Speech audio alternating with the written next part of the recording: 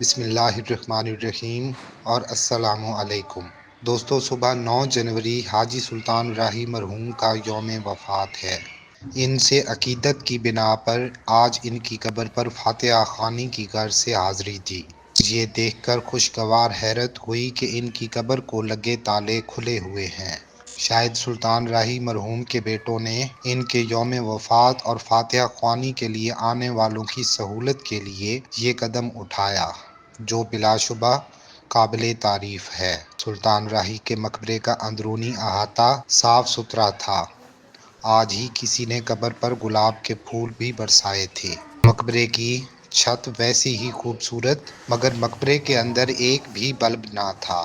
حالانکہ 4 کونوں پر تاریں لٹکتی نظر آئیں۔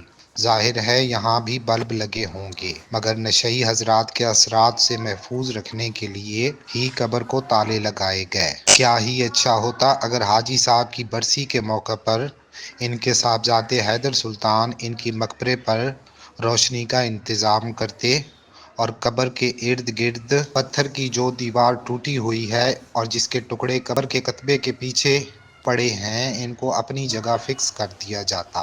بہرحال حاجی سلطان راہی نے زندگی میں جو نیک کام کیے، اللہ تعالیٰ ان کو وسیلہ بنائے اور حاجی سلطان راہی کو جنت میں اعلیٰ مقام عطا فرمائے۔ آمین ثم آمین۔